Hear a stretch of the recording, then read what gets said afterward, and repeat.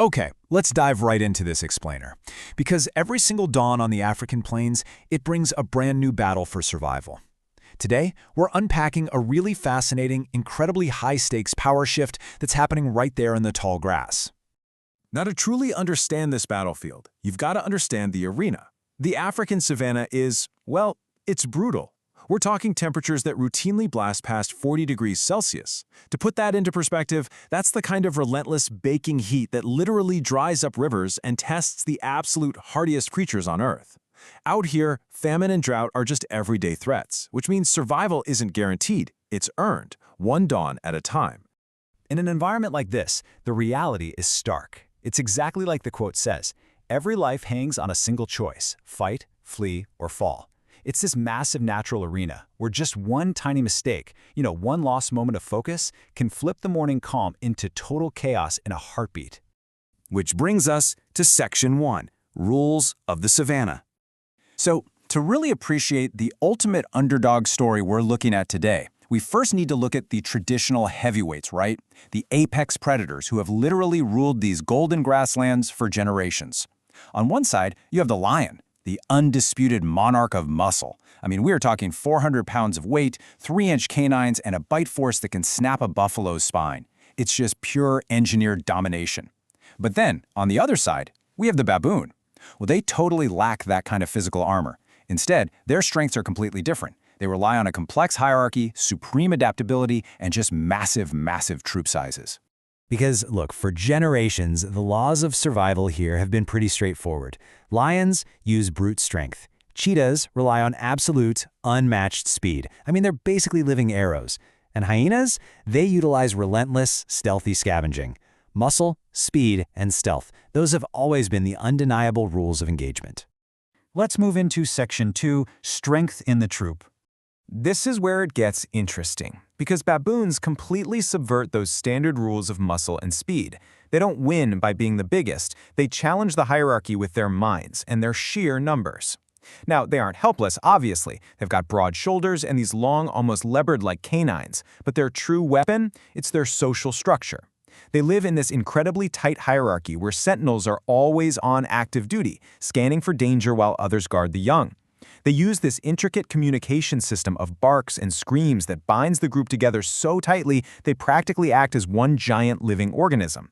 Add in a totally opportunistic diet, eating literally everything from roots to, surprisingly enough, even young antelope, and what you have is supreme adaptability. Section 3. Shifting the power balance. So when danger actually approaches, baboons don't just scatter blindly like typical prey. No, they completely rewrite the script.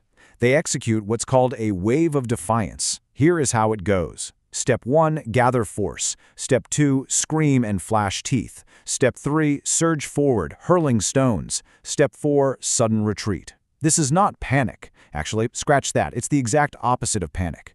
It's pure, highly calculated strategy. A massive show of force designed specifically to confuse, intimidate, and drive back apex predators that are many times their size. And the crazy thing is, this strategy actually works. The source material details this one specific, incredible encounter with cheetahs. A single baboon charges the cheetah brothers. Now, it obviously knows it can't win a foot race with the fastest predator on Earth, but speed isn't the point. The charge is a message. Suddenly, the whole troop surges. And the cheetahs, creatures literally built to pursue, are suddenly the ones being pursued. They are forced to retreat. They end up yielding the plains to a strength that is far greater than speed, and that's unity. The hunters are chased, and the hunted stand their ground. It proves a really profound truth about the wild. As it says here, the baboon troop rises as a voice of defiance, proving that intelligence and unity can wound even the legend of strength. I mean, even the mighty lions, the monarchs of muscle themselves, are finding cracks in their crown.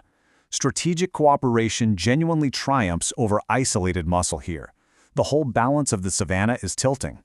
Section 4. The human edge. But what happens when the rules change? Seriously, everything we've seen so far shows baboons adapting beautifully to natural predators. But as human civilization rapidly expands and our territories start to overlap with villages, farms, and cities, well, those millions of years of evolutionary defenses suddenly hit a brick wall.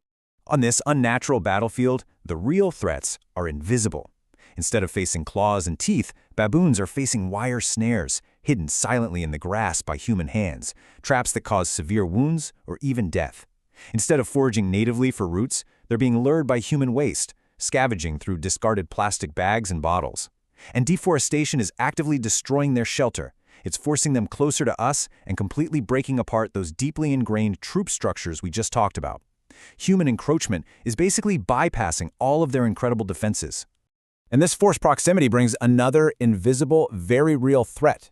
According to 2024 data from the World Health Organization, this overlap accelerates the spread of zoonotic pathogens. These are viruses, like herpes B, that move incredibly easily between primates and people. When baboons are forced into human environments, the line between animal survival and human health completely blurs. This isn't just an animal problem anymore. It poses severe, real-world risks to our local communities and global ecosystems alike. Which brings us to our final part, Section 5, a fragile future. For the baboons today, the very core definition of survival has changed. It's no longer just about holding their ground against a charging lion. It's about enduring the creeping influence of our own species. We are now looking at an ancient species completely reduced to surviving off our scraps. It is an incredibly sobering contrast.